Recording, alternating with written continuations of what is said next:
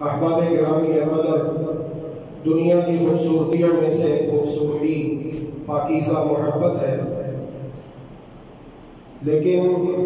سلسلہ صحیحہ میں جناب محمد رسول اللہ صلی اللہ علیہ وآلہ وسلم کا کہ فرمانے کی شان لائق توجہ ہے کہ ہم سنجیدگی سے اس کے اوپر غور کریں۔ فخر کونین رسول مقبول ہاشمی جناب محمد رسول اللہ صلی اللہ علیہ وآلہ وسلم ارشاد فرماتے اتانی جبریل میرے پاس آئے، فقال لی، اور انہوں نے مجھ سے آ کر 5 باتیں بیان کی۔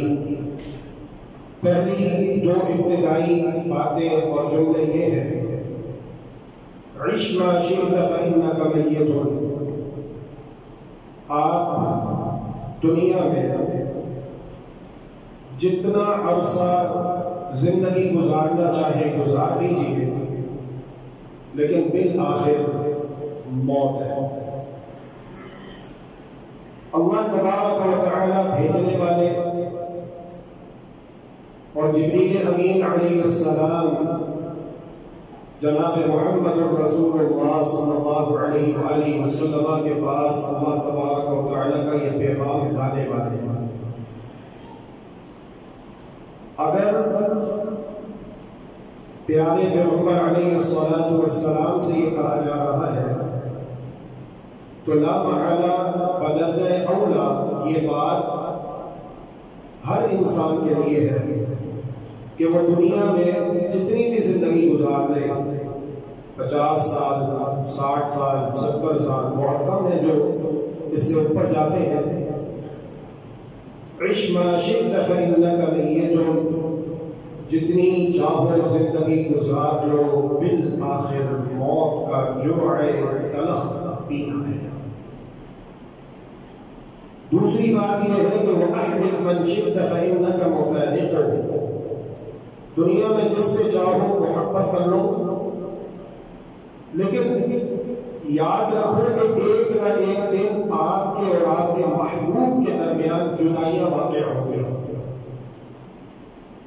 انسان اپنے والدین سے محبت کرے، اپنے بیوی بچوں سے کرے،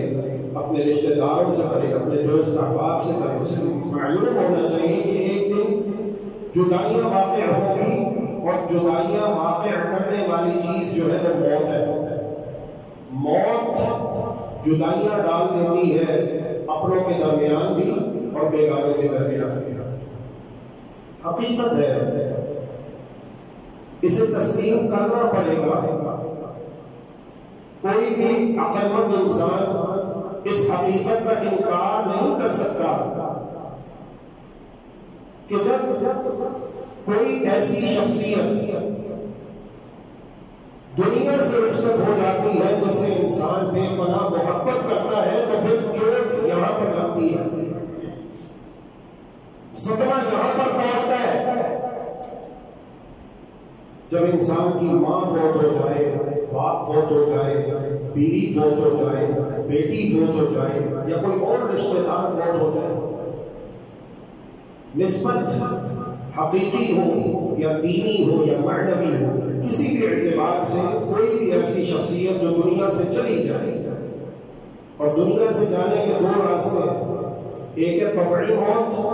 اور دوسرا ہے شہادت۔ وَلَئِن مُتُّمْ أَوْ قُتِلْتُمْ لَإِلَى اللَّهِ تُحْشَرُونَ۔ بحث جب کوئی ایسی شخصیت دنیا سے رخصت ہو جاتی ہے جس سے انسان بے پناہ محبت کرتا ہے، تو چوٹ یہاں پر لگتی ہے، صدمہ یہاں پر پہنچتا ہے۔ خود ہمارے پیارے نبی جناب محمد رسول اللہ صلی اللہ علیہ وآلہ وسلم کی گود مبارک میں آپ کے لخت جگر جناب ابراہیم علیہ السلام ہچکی بن جاتی ہے، اور آخری سانسیں ہیں، اور جب یہ بھی مکمل ہو جاتی ہے، روح تک سے انصری سے پرواز کر جاتی ہے، تو پیارے پیغمبر علیہ السلام رو پڑھتے ہیں۔ صحابہ کرام رضوان اللہ علیہم اجمعین کہتے ہیں یا رسول اللہ آپ رو رہے ہیں؟ فرمایا ہاں، بغیر آواز کے، بغیر تکلف کے خود بخود جو رونا آ جائے، هذه رحمت جعلها اللہ فی قلوب عباده، یہ وہ رحمت ہے جو اللہ تبارک و تعالی اپنے بندوں کے دلوں میں رکھ چکا ہے۔ وَإِنَّ عَلَىٰ فِرَاقِكَ يَا إِبْرَاهِيمَ لَمَحْزُونُونَ، اے ابراہیم تمہاری جدائی نے اے محمد کو جھنجھوڑ کے رکھ دیا صلی اللہ علیہ وسلم۔ وَلَا نَقُولُ إِلَّا مَا يَرْضَىٰ رَبُّنَا، لیکن اس نازک ترین موقع پر ہم وہی بات کہیں گے جس سے اللہ رب العالمین راضی ہوتا ہے۔